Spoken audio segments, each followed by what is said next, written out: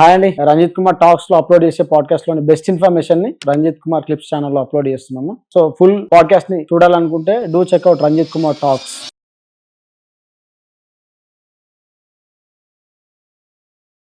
మాకు before podcast లో కూడా కానిస్టేబుల్ అండ్ ఎస్ఐ ఆస్పిరెంట్స్ గురించి పాడ్కాస్ట్ చేసి ఉండే మాకు మెనీ డిఎమ్స్ వచ్చినాయి. ఫస్ట్ దాని గురించి ప్రిపరేషన్ గురించి చేసిన తర్వాత సైబర్ క్రైమ్స్కి వెళ్ళిపోదాం మేడం. అంటే యాక్చువల్లీ బిఫోర్ నోటిఫికేషన్ వచ్చినాక స్టార్ట్ చేయాలి, ప్రిపరేషన్ స్టార్ట్ చేస్తుంటారు. బిఫోర్ ప్రిపరేషన్ కంటే బుక్స్ కావాలి. ఎలాంటి ఏ బుక్స్ చదివితే పర్టికులర్ ఈ బుక్స్ చదివితే, లేకపోతే మీరు ప్రిపేర్ అయిన బుక్స్ ఏమైనా ఉంటే సజెస్ట్ చేస్తారా మేడం ఆడియన్స్ కి, వ్యూవర్స్ కి? యాక్చువల్లీ మాక్సిమం అందరూ చేసే మిస్టేక్ ఏంటంటే, సో మాక్సిమం నా ఫ్రెండ్స్లో అయినా నేను చూడడం అని, ఈవెన్ నేను కూడా అదే మిస్టేక్ చేసి ఉండే. అందరూ ఎట్లా చేస్తారంటే నోటిఫికేషన్ వచ్చినాకనే మనం స్టార్ట్ చేద్దాం ప్రిపరేషన్, అప్పటి వరకు వద్దు అంటారు. సో మనం అయితే నేను బిలీవ్ చేసేది ఏంటంటే నోటిఫికేషన్స్ గురించి వెయిట్ చేయకుండా మనం ఈవెన్ మన ఫర్ ఎగ్జాంపుల్ క్వాంట్ ఉందనుకో, రీజనింగ్ ఉందనుకో, మనం ఎప్పుడు టైం దొరికితే అప్పుడు ప్రాక్టీస్ చేసుకోవడం వల్ల మనకి యూజ్ అవుతుంది. సో ఫర్ ఎగ్జాంపుల్ ఇప్పుడు ఏం లేదుగా ఎందుకు యూజ్ అవుతుంది అంటే, నేను అట్లనే ఉన్నాను. నేను యాక్చువల్లీ నాది బీటెక్ బ్యాక్గ్రౌండ్. నేను బీటెక్ కంప్లీట్ అయిపోయాక అందరిలానే నేను సో కోర్స్ వెళ్ళి మంచిగా ఇంజనీర్ అవ్వాలని అనుకునుండే. కానీ మనం ఒకటి అనుకుంటే తర్వాత అదొకటి జరుగుతుంటుంది కదా. సో కోర్స్ వెళ్దామంటే నా ఫ్రెండ్స్ అందరూ గర్ల్స్ అందరూ సపరేట్ బ్యాంకింగ్కి అట్లా వెళ్ళేస్తే నేను ఒక్కదాన్ని అని భయం ఉంటుంది కదా. సో ఆ భయంతో నేను వెనకడి వేసేసి నేను కూడా బ్యాంక్ కోచింగ్ తీసుకున్నా. నేషనల్ స్కూల్ ఆఫ్ బ్యాంకింగ్లో బ్యాంక్ కోచింగ్ తీసుకున్నా. సో అప్పుడు బ్యాంక్ కోచింగ్లో నేను చేసిన మిస్టేక్ ఏంటంటే, నేను మ్యాథ్స్, రీజనింగ్, ఇంగ్లీష్ బాగా చేసేది అన్నట్టు. అవి నాకు యూస్ఫుల్ అవుతున్నాయి, షార్ట్ కట్స్ చెప్పేస్తుంటారు.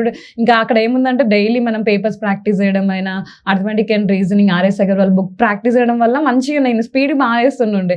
సో మన మెయిన్ డ్రాబ్యాక్ ఏంటంటే, మనం బీటెక్ కాబట్టి కరెంట్ అఫైర్స్ ఇవన్నీ మనం వదిలేస్తాం, అసలు పట్టించుకోము జనరల్ స్టడీస్. సో అక్కడ మిస్టేక్ అయిపోయి అప్పుడు ఈజీగా ఉండే. మేము ప్రిపేర్ అయ్యే టైంలో బ్యాంక్ ఎగ్జామ్స్ చాలా ఈజీగా ఉంటుండే.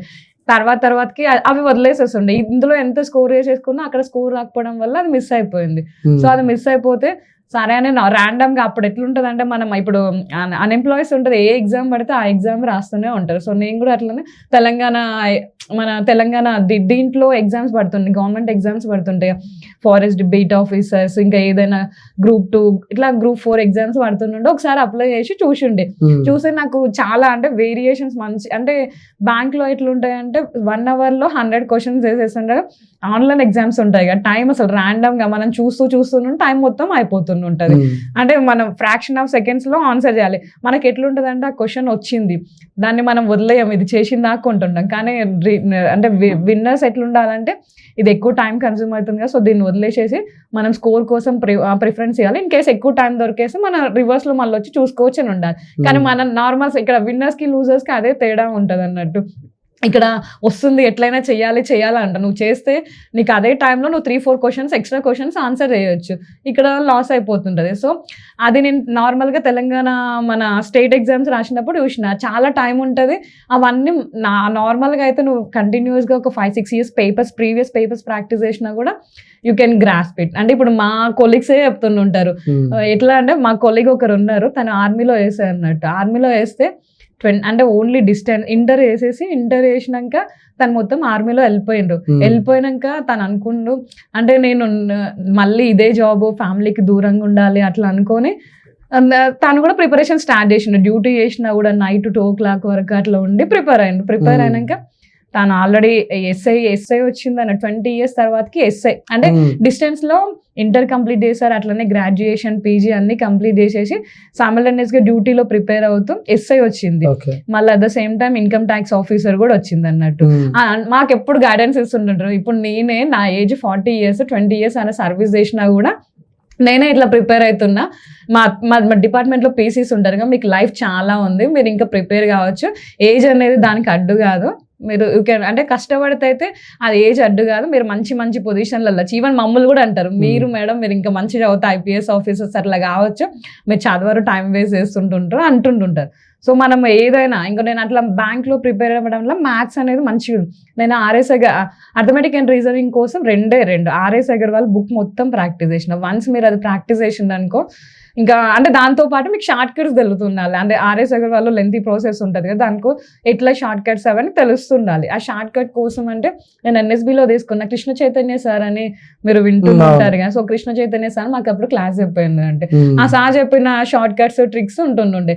సో అవి మేము టైం దొరికినప్పుడల్లా ప్రాక్టీస్ చేస్తుండే. సో ఆ tricks and RS Agarwal book ఉంటుంది కదా, ఈ బుక్ని మీరు ప్రాక్టీస్ చేయండి. ఎన్ని ఎగ్జామ్స్ అంటే ఎస్ఎస్సి, సెంట్రల్ గవర్నమెంట్ ఎగ్జామ్స్ వేసుకోవచ్చు, రైల్వే ఎగ్జామ్స్, మన ఇవి SI constable exams, any government exam మీకు క్వాంట్ రీజనింగ్లో అయితే పక్కా వస్తాయి. ఇప్పుడు 100 మార్క్స్ ఉంటుంటే 80% మీరైతే పక్కా తెచ్చుకోవచ్చు. అది డిపెండింగ్ అపాన్ మీ ప్రాక్టీస్ అన్నట్టు. అండ్ నేను యాక్చువల్లీ ఇది అయిపోయాక నాకు అసలు బీటెక్ బ్యాక్గ్రౌండ్ తర్వాతకి అసలు తెలంగాణ హిస్టరీ, మూమెంట్, ఆ ముల్కీలు అవన్నీ అసలు నాకు తెలియని కూడా తెలియదు. వాటి కోసం ఏం చేసేదంటే మా ఇంటి ఎదురుగానే స్టడీ సర్కిల్స్ ఉండే. సో నేను మళ్ళీ హైదరాబాద్కి వచ్చి కోచింగ్ ఎందుకు, అక్కడే మాది యాక్చువల్లీ సూర్యాపేట, అక్కడే తీసుకొచ్చని ఓన్లీ తెలంగాణ హిస్టరీ, మూమెంట్ ఆ క్లాసెస్ కోసం వెళ్ళుండే. అక్కడికి వెళ్ళినప్పుడు అయితే నేను బ్లాంక్ ఉండేది, అందరేమో మస్తు ఆన్సర్స్ చెప్తుండే, నాకైతే ఒక్క రాకపోతుండే. సో ఇది ఎట్లా నేను మళ్ళీ మ్యాథ్స్, ఇంగ్లీష్, కరెంట్ అఫైర్స్లో అయితే అసలు బోర్డు మీద క్వశ్చన్ అయ్యాగానే నేను ఆన్సర్ మంచిగా చెప్పాను. అది ఎందుకంటే ప్రాక్టీస్ బాగా యూజ్ అవుతుండే. నేను ఖాళీ దొరికినప్పుడల్లా అవి ఎప్పుడు ప్రాక్టీస్ చేస్తుండే. ఈవెన్ మనకి బుక్స్ లేకుండా ఉన్నా కూడా నేను బ్యాంకర్స్ అడ్డా 247 అని గ్రేడప్ యాప్, ఈ యాప్లో మనం డౌన్లోడ్ చేసేసుకుని మొబైల్ ఎప్పుడు చేతుల్లోనే ఉంటుంది. ఫర్ ఎగ్జాంపుల్ మనం బయటికి వెళ్ళిన మొబైల్ చేతిలో ఉంది, దాంట్లో మనకి రెగ్యులర్ జాబ్ అప్డేట్స్ వస్తుంటాయి. ఏదైనా history, polity, general, current affairs, maths, quant reasoning అన్ని క్వశ్చన్స్ వస్తుంటాయి. మీరు ఫోన్ చూస్తున్నట్టే ఉండొచ్చు, at the same time practice చేసుకోవచ్చు, స్పీడ్ కూడా ఇంక్రీజ్ అవుతుంటుంది. సో అది నాకు చాలా ఇంప్రూవ్ అయిపోయింది అన్నట్టు. అట్లా ఇంప్రూవ్ అయ్యి ఈ రిమైనింగ్ దాంట్లో నేను మంచిగా ఉండే. సో మళ్ళీ ప్రిపరేషన్కి వాళ్ళు చెప్పిన నోట్స్ ప్రిపేర్ అయ్యేది. వాళ్ళు టాపిక్స్ అయితే చెప్పింది, ఆ టాపిక్స్ అన్ని నోట్స్ రాసుకుని ఉండే. నోట్స్ రాసుకున్నాక నేను అంటే ఫాలో అయ్యేది ఈనాడు పేపర్ని రెగ్యులర్గా ఫాలో అవుతాను. ఈనాడు పేపర్లో మనకి ఎడిటోరియల్ ఉంటుంది కదా, సో సెకండ్ పేపర్లో ఎడిటోరియల్ని చదివేస్తే మీకు చాలా యూజ్ అవుతుంది ఎస్సే రైటింగ్ అయినా. దాంట్లో అంటే మొత్తం ఏం జరుగుతుంది అని ఆ పేపర్ అది ఎవరికి బ్లాంక్గా అనిపిస్తుంది. అందరూ చూడాలంటే వసుంధర మధ్యలోకి పోయి చూసుకుంటుంటారు మూవీ పేపర్స్ అవి. సో ఈ ఎడిటోరియల్ చూసుకుంటే మనకి ప్రజెంట్ ఏం జరుగుతుంది అనే టాపిక్ పైన ఐడియా వస్తుంది, మనకు కూడా ఎస్సే రైటింగ్ రాయడం ఉంటుంది. సో అండ్ ప్రతిభా పేపర్స్ ఉంటాయి. ఇంతకుముందు అయితే వాడు రెగ్యులర్గా పేపర్లో ఇస్తుండే మనకి, అది సపరేట్గా ఇస్తుండే. ఇప్పుడైతే అది పేపర్లో రావట్లేదు, ఓన్లీ ఆన్లైన్లోనే వస్తుంది ప్రతిభా పేపర్స్. అవి రెగ్యులర్గా మీరు ఫాలో అవుతున్నారు అనుకో, ఏ టాపిక్ తర్వాతకి ఏ టాపిక్, ఈ షార్ట్ కట్స్ అవి మొత్తం ప్రాక్టీస్ అయితే ఈజీగా వచ్చేస్తుంది. నేనైతే ఇవే ప్రిపేర్ అయినా. అందరూ ఆ బుక్స్ చదివారా, ఈ బుక్స్ చదివారా అంటే ఆ పేపర్స్ నేను కలెక్ట్ చేసుకొని, ఫర్ ఎగ్జాంపుల్ హిస్టరీ ఈరోజు ఒక టాపిక్ ఇచ్చారు, దీన్ని కంటిన్యూస్గా నెక్స్ట్ వీక్లో అదే టాపిక్ వచ్చేస్తుంది. సో అవన్నీ మనం కలెక్ట్ చేసుకున్నా, ప్రింట్ తీసుకున్నా, లేకపోతే సేవ్ చేసుకున్నా ఎట్లా. అప్పుడైతే నేను చదివేటప్పుడు ఆఫ్లైన్ ఉండే కాబట్టి యూజ్ అయింది. సో ఇప్పుడు మీరు ఒకవేళ ప్రింట్ తీసుకున్నా, లేకపోతే ఏం కాదు నేను మెమరీ చేసుకోవచ్చు అని ఒక బుక్లో అయినా రాసుకున్నా కూడా మీకు యూస్ఫుల్ అవుతుంది. సో అట్లా యూజ్ అయిపోయింది అన్నట్టు. ఇంకా ఎస్ఐ ఎగ్జామ్స్ రాసినప్పుడు అందరు నన్ను అయితే డిస్కరేజ్ చేసిండు, నీ హైట్కి నీకు ఎస్ఐ ఎందుకు వస్తుంది, నీకు రాదు అని డిస్కరేజ్ చేసిండే. అదే మాకు ఒకసారి ఉండే, ఏం కాదు నువ్వు అయితే అప్లై అయితే చేసేసి వస్తే వచ్చింది, లేకపోతే ఫిట్నెస్ అన్న వస్తుంది కదా అని చెప్పేసి సో అప్లై చేసి ఉండే అన్నట్టు. చేసినాక ఈవెంట్స్కి వెళ్ళేటప్పుడు కూడా నాకు అంటే భయంగా ఉండేది, అందరూ ఎక్కడ అంటారు, నువ్వు ఎందుకు వస్తున్నావు అంటారు అని ప్రాక్టీస్ చేసి ఉండే. ఈవెంట్స్ అసలు నేను నాన్ స్పోర్ట్స్ బ్యాక్గ్రౌండ్ నుంచి వచ్చింది, అంటే మనకి ఈవెంట్స్ రన్నింగ్ ఇవి అసలు ఏం తెలియకపోతుంది. అందరికంటే రన్నింగ్ లో నేనే లాస్ట్ వస్తుంది. నేను ఈవెంట్ నాకు అప్పుడు అంటే మనం షార్ట్ పుట్ వేసడానికి కూడా మనకి అంత అంటే బలం అది ఏం లేకుండా ఉండే. సో కానీ మనం ఏదైనా గట్టిగా అనుకుంటే చేయొచ్చు అన్నట్టు అట్లా ప్రాక్టీస్ చేస్తుండే. మాకు వాళ్ళు ట్రైనింగ్ ఇచ్చారు, అంటే సూర్యాపేట పోలీస్ వాళ్ళు ఎస్పీ ఆఫీస్లో ట్రైనింగ్ ఇచ్చారు. అట్లా ఇచ్చాక రన్నింగ్ చేసినాక మంచిగా వచ్చింది, రన్నింగ్ అలవాటు అయిపోయింది. ఈవెన్ షార్ట్ పుట్ కూడా మనకి అంత అసలు ఫోర్స్ ఉండదు కదా లేడీస్కి, కానీ చేస్తుండగా షార్ట్ పుట్, లాంగ్ జంప్ ఇవన్నీ నేర్చుకున్నాక ఎట్ లాస్ట్ ఈవెంట్స్ డేట్ వచ్చినాక అక్కడ వచ్చినాక కూడా అందరూ డిస్కరేజ్ చేశారు, నువ్వు అనవసరంగా 2000 కట్టి ఇక్కడికి వచ్చినావు, ఎందుకు వచ్చినావు, నువ్వు ఎట్లాగో పోతావు, ఫెయిల్ అయిపోతావు అని చెప్పాను. సో డిస్కరేజ్ చేసినా కూడా కానీ ఏమో మనసులో చేస్తే వస్తుందేమో అని ఉండే. సో హైట్ నాకు ఒకటే హైట్ ఏమన్నా వస్తుందా తక్కువ అవుతుందా అనే ప్రాబ్లం ఉండే, కానీ హైట్ వచ్చేసినాక సో ఈ running, long jump, shot put అన్నీ క్లియర్ అయిపోయినాయి. సో అది క్లియర్ అయిపోయినాక ఇంకా మెయిన్స్ అంటే నాకు ఇక్కడ నేను నార్మల్గా రెగ్యులర్గా అయితే ప్రిపేర్ అవుతుండే. సో బ్యాంకింగ్కి ప్రిపేర్ అవుతుండే, ఇవి కోచింగ్ తీసుకున్నా అన్నారు. నేను తెలంగాణ మూవ్మెంట్ ఒక 4 months తీసుకుని ఉండే కోచింగ్. తీసుకున్నాక నేను ప్రిలిమ్స్ కూడా ఈవెన్ నార్మల్గా రాసిన, అంటే వస్తుంది అనే ఉద్దేశంతో రాలే, అన్ని ఎగ్జామ్స్ అప్లై చేసినట్టు చేసిన. సో ప్రిలిమ్స్లో క్లియర్ అయిపోయినాక సో ఈవెంట్స్ అయిపోయింది కదా. సో ఈవెంట్స్ అయిపోయినాక మెయిన్స్ మాకు యాక్చువల్లీ మెయిన్స్ ఎగ్జామ్ April 20 అలా జరిగింది అన్నట్టు. ఈవెంట్స్ మాకు February 14 జరిగింది. సో 2 months ఉన్నాయి గ్యాప్. ఈ 2 months లో అప్పుడు ఈవెంట్స్ వచ్చినాక ఆ ఈవెంట్స్ రాకముందు వస్తుందా పోతుందా అని నార్మల్గా ఉంటాం కదా. సో ఈవెంట్స్ వచ్చినాక ఒక కాన్ఫిడెన్స్ వచ్చింది. సో మనం చెయ్యగలుగుతాం ఇన్ కేసు ఏమన్నా వచ్చే ఛాన్స్ ఉంటుందని. సో ఆ 1.5 month 2 months మంచి ప్రిపేర్ అయ్యి ఉండే. సో ప్రిపేర్ అయినాక అంటే ఓకే ఎగ్జామ్స్ అయితే రాసినాక ఇంకా కట్ ఆఫ్ వస్తుందా రాదా, మళ్ళీ ఫస్ట్ అటెంప్ట్ కదా ఇస్తే ఫస్ట్ అటెంప్ట్ అయినాక కొన్ని ఏం చేస్తామంటే మనం మిస్టేక్స్ చేస్తుంటాం, కాన్ఫిడెన్స్ ఉండదు అన్న. తెలిసిన 1 or 2 అంటే 4 options లో మనం 2 ఎలిమినేట్ చేయగలుగుతాం. 2లో మనకి మోస్ట్ కన్ఫ్యూజ్ ఉంటుంది. సో అది కూడా మనం కాన్ఫిడెంట్ గా పెట్టవచ్చు. అట్లా నేను తెలిసి చాలా మిస్టేక్స్ పెట్టిన. ఎట్ లాస్ట్ ఫైనల్లీ సెలెక్ట్ అయిపోయింది. మొత్తానికైతే అది వచ్చేసింది. సో అందరూ బుక్స్ అని అంటున్నారుగా, మీరు బుక్స్ అనేది ఏం లేదు. ఇప్పుడు మనకి పర్టికులర్ ఈ బుక్సే చదవాలి అది కొందరికి ఓకే ఈ బుక్స్ చదువుతా నేను ఈ బుక్స్ టాపిక్స్ చదువుతా అని ఉంటుంది. సో ఫస్ట్ మీరు సిలబస్ చూసుకోవాలి. ఈ SI ఎగ్జామ్కి ఏం సిలబస్ ఉంటుంది, ఈ సిలబస్లో నాకు ఏం తెలుసు అని మీరు ఒక ఐడియా వచ్చేస్తుంది.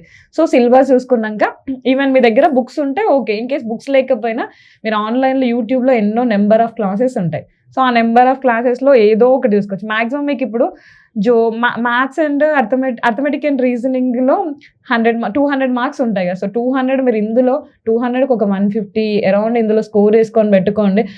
ఇంకా అందులో జీకే జనరల్ అవేర్నెస్ అంటే మనకి జనరల్ సైన్స్ ఐడియా ఉంటుంది. మనం 1 to 10th క్లాస్లో ఏం చదివిన ఎవరికైనా నార్మల్ సైన్స్ ఉంటుంది. సో దానికి కొంచెం డెప్త్ చదవాలంటే ఆ 1 to 10th క్లాస్ బుక్స్ చదివి ప్రిఫర్ చేసినా ఓకే ఉంటుంది.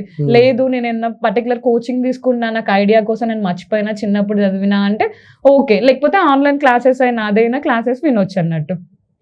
Next Indian history, polity, Telangana movement, Telangana history, Geography, economy ఇవన్నీ ఉంటాయిగా. సో ఇవి మ్యాక్సిమం అయితే అందరూ వదిలేస్తారు, ఎందుకంటే డిగ్రీ వరకు అంటే 10th అయిపోగానే అన్నీ వదిలేస్తారు. సో వాటి కోసం అయితే పర్టికులర్గా మీరు సిలబస్ చూసేసుకొని ఏదైనా బుక్స్ రిఫర్ చేయడం కానీ లేదంటే ఆన్లైన్ క్లాసెస్ వింటే చాలా బెటర్ ఉండడు. ఇప్పుడు మనకి తెలంగాణ మూవ్మెంట్ గురించి అంటే ఎస్రాజు పబ్లికేషన్స్ మ్యాక్సిమం అందరూ అదే చదువుతుంటారు. చదివి దాంతోపాటు సైమల్టేనియస్గా online classes, previous question papers ఏమన్నా ఉంటే అవి కూడా ప్రాక్టీస్ చేయండి. మ్యాక్సిమం మీరు ప్రీవియస్ క్వశ్చన్ పేపర్స్ ప్రాక్టీస్ చేస్తుంటే మీకు ఎట్లా వస్తుంది మోడల్ అనేది ఐడియా ఉంటుంది అన్నట్టు. సో ఇంకా మనకి పాలిటీ అనేది లక్ష్మీకాంత్ సార్ క్లాసెస్ విన్నా, బుక్స్ చదివినా అది కూడా మీకు ఒక ఐడియా ఉంటుంది అన్నట్టు. ఇంకా RS అగర్వాల్ బుక్ను అయితే మీరు ప్రాక్టీస్ చేస్తే మీకు పక్కా ఏదో ఒక జాబ్ అయితే వస్తుంది. కరెంట్ అఫైర్స్ కోసం అయితే రెగ్యులర్గా మనం డే టు డే మీరు papers, Hindu news paper and Eenadu news papers follow కండి. అవి ఫాలో అయ్యి డే టు డే ఈవెంట్స్ అన్నీ మీరు రాసుకోండి. ఫర్ ఎగ్జాంపుల్ మా బ్యాంకింగ్లో అయినా దేంట్లో అయినా మనకి జనరల్ క్వశ్చన్స్ ఎట్లా వస్తాయంటే స్పోర్ట్స్ నుంచి వచ్చేస్తాయి. స్పోర్ట్స్ అందరూ ఓన్లీ క్రికెటే చూస్తారు కానీ క్రికెట్ ఉంటుంది, బ్యాడ్మింటన్ ఉంటుంది, బాక్సింగ్, ఇట్లా డిఫరెంట్ ఉంటాయి కదా. స్పోర్ట్స్ నుంచి 1 or 2 క్వశ్చన్స్ పక్కా వస్తాయి. సో ఇట్లాగో చూస్తున్నారు కదా, చూసి మీరు దాన్ని ఒకసారి రాసుకోండి. ఇన్ కేసు మర్చిపోకుండా మీరు ఇట్లా ఫ్రెండ్స్లో ఉన్న డిస్కషన్ చేసుకున్నా అది యూజ్ అవుతుండే. స్పోర్ట్స్ ఇప్పుడు డేస్ కూడా ఉంటాయి. ఫర్ ఎగ్జాంపుల్ మనం 365 days ఉంటుండే. 365 daysలో ఏదో ఒకటి. నిన్న October 31st సర్దార్ వల్లభాయ్ పటేల్ అంటే బర్త్డే ఉంది. సో అట్లా ఏదో ఒక డేస్ మీరు డేస్ నేనైతే అప్పుడు అంటే 1 yearలో ఏ డేస్ ఉన్నాయో మా ఫ్రెండ్స్ బర్త్డే పట్టుకో వాళ్ళని ఈ రోజు నీ బర్త్డే కదా, ఈ రోజు ఇప్పుడు April 24 ఉందనుకో ఈ రోజు పంచాయతీ రాజ్ డే అని అట్లా మనం డేస్ అలా రిమెంబర్ చేస్తే పక్కా 1 మార్కర్ పక్కా వచ్చేస్తుంది కదా. సో లాజికల్గా వచ్చేస్తుంది. అంటే మీరు ఫర్ ఎగ్జాంపుల్ జీకే అన్ని చదివి అన్ని గుర్తుపెట్టుకుంటే మనం చదివిందే లెంతీగా ఉంటుంది ఇక మనం చదివింది రావాలని ఉండదు. కొందరు నార్మల్గా ఉంటుంది. అంటే యాక్చువల్ ఆస్పిరెంట్స్ అయితే మొత్తం చదువుతారు. కొందరు ఎట్లుంటారు ఇవన్నీ చదవాలన్నా నా వల్ల కాదు అని వదిలేసుకునేటోళ్ళకి సో షార్ట్ కట్స్ యూజ్ అవుతుంటాయి. మీరు మ్యాథ్స్లో స్కోర్ వేసేసుకుంటే అయితే అరౌండ్ 150+ స్కోర్ వేసుకున్నాను అనుకో, దీంట్లో ఈజీగా మీరు కొన్ని సింపుల్ లాజిక్ అంటే ఇప్పుడు జనరల్ సైన్స్ ఉంది, జనరల్ సైన్స్లో తెచ్చుకోవచ్చు. ఇట్లాంటి లాజిక్స్ కరెంట్ అఫైర్స్లో మినిమం 15 to 20 మార్క్స్ వస్తుంటాయి. అవేముంది రోజు మీరు పేపర్ చదువుకోండి, డిస్కస్ చేసుకోండి ఏమేమి స్పోర్ట్స్ ఉన్నాయి. మూవీస్ చూస్తుంటారు, మూవీస్లో కూడా ఇప్పుడు అవార్డ్స్, ఆస్కార్ అవార్డ్స్ ఏంటిది ఇవన్నీ వస్తుంటాయి. ఇక అవన్నీ మనం రోజు చూసే టాపిక్స్ పైనే వస్తుంటాయి. ఇంకా కొన్ని CMs ఏముంటాయి, స్టేట్ క్యాపిటల్స్ ఏముంటాయి, ఇంకా ఏమన్నా ఇవి నేషనల్ పార్క్స్ ఎక్కడ ఉంటుంటాయి, ఇవన్నీ మనం టూర్స్కి అయినా విజిట్ చేస్తుంటాం కదా. సో అట్లా విజిట్ చేసినప్పుడు ఇవి ర్యాండమ్ గా ఎవరికైనా గుర్తుండే ఒక 20 మార్క్స్ ఈజీగా మనకి స్కోర్ ఉన్నట్టు ఉంటుంటది అన్నట్టు. అవి ఓన్లీ ఒకళ్ళు మర్చిపోకుండా మీరు డైలీ ఒక నోట్బుక్ మెయింటైన్ చేసేస్తే మీరు ఒకసారి అంటే ఫస్ట్ రోజు ఏదైనా హార్డ్గా ఉంటుంది, సో మళ్ళీ సెకండ్ రోజు కొత్త టాపిక్ వచ్చేస్తుంది. సో ఫస్ట్ సెకండ్ కలిపి మళ్ళీ థర్డ్ రోజు రివైజ్ చేసేసుకుంటే ఇంకా మీరు ఒక 10 days అయిపోయాక ఆటోమేటిక్గా మీ బ్రెయిన్లో మొత్తం స్టోర్ అయిపోతుంటాయి అన్నట్టు. ఓకే మేడం, ఇప్పుడు ఆఫ్టర్ సెలెక్షన్ ఎస్ఐ జాబ్ ఎట్లుంటది, అసలు జాబ్ రోల్ ఏంటి, మీకు రెస్ట్రిక్షన్స్ ఏముంటాయి అసలు? అంటే బిఫోర్ మీరు లా అండ్ ఆర్డర్ ఎస్ఐ కదా, అసలు ఎన్ని మార్క్స్ రావాలి? అంటే దీనిలో రిజర్వ్డ్ ఎస్ఐస్ ఉంటారు కదా, అంటే మార్క్స్ బేస్ చేసుకొని ఉంటాయి కేటగిరీస్. అంటే మీ లా అండ్ ఆర్డర్ ఎస్ఐకి రావాలంటే ఎన్ని మార్క్స్ రావాలి? లా అండ్ ఆర్డర్ మార్క్స్ అంటే ఇప్పుడు జోన్స్ ఉంటాయి, ఇప్పుడు depending 2 zones, Zone 5 and Zone 6 ఉంటాయి. ఆ జోన్లో ఆస్పిరెంట్స్ అంటే ఎంతమంది ఆస్పిరెంట్స్ అప్లై చేశారు, పేపర్ టఫ్నెస్ని బట్టి కూడా కట్ ఆఫ్ ఉంటుంది. యాక్చువల్లీ నేను ఫర్ ఎగ్జాంపుల్ మా దాంట్లో చెప్పేస్తాను, మాది 2020 బ్యాచ్ రిక్రూట్మెంట్ 2019లో మా ఎగ్జామ్స్ అయిపోయి ఉన్నాను. సో దాంట్లో ఇప్పుడు ఫర్ ఎగ్జాంపుల్ లేడీస్ ఉన్నారు అనుకో, అన్రిజర్వ్డ్ ఉంటారు. అన్రిజర్వ్డ్ అంటే ఓపెన్ కేటగిరీలో 220+ ఉన్నది అన్నారు మా అప్పుడు కట్ ఆఫ్. అది ఓన్లీ ఫర్ లేడీస్. అప్పుడు రిజర్వేషన్స్ ఉంటాయి, SC/ST ఇట్లా OBC వాళ్ళకి రిజర్వేషన్ వాళ్ళకి 200 to 200+ ఉంటే వాళ్ళకి వచ్చేస్తుంది అన్నట్టు. అంటే SC/ST వాళ్ళకి అలా డిఫరెంట్ ఉండొచ్చు, OBC వాళ్ళకి, నెక్స్ట్ ఇంకా బీసీ, అందులో బీసీలో కూడా సపరేట్ ఉంటాయి, BCA, BC, OC వాళ్ళకి కూడా ఉంటుంటాయి. సో అట్లా అండ్ అన్రిజర్వ్డ్ మెన్ కి ఎట్లా ఉంటుంది అంటే 240+ ఉండదు అన్రిజర్వ్డ్. అదే రిజర్వ్డ్ మెన్ కి 230+ ఉంటుంది. సో దీంట్లో ఎట్లా అంటే మళ్ళీ ఈవెంట్స్ కూడా ఉంటాయి కదండి, ఈవెంట్స్ బేస్ ఉంటుంది, రిటర్న్ ఎగ్జామ్ బేస్ ఉంటుంది. సో ఈవెంట్స్ లో మెరిట్ వచ్చేసి ఇందులో కూడా ఒకవేళ దీంట్లో మెరిట్ స్కోర్ కంటే కొంచెం తక్కువ, మెరిట్ స్కోర్ వచ్చేసి డైరెక్ట్ సివిల్ ఇచ్చేస్తారు. మెరిట్ కంటే కొంచెం తక్కువ వచ్చి ఈవెంట్స్ లో ఇంకా బెటర్ స్కోర్ ఉందంటే AR నార్మల్ రిజర్వ్ ఉంటుంది. సో అవి వచ్చేస్తుంటాయి అన్నట్టు.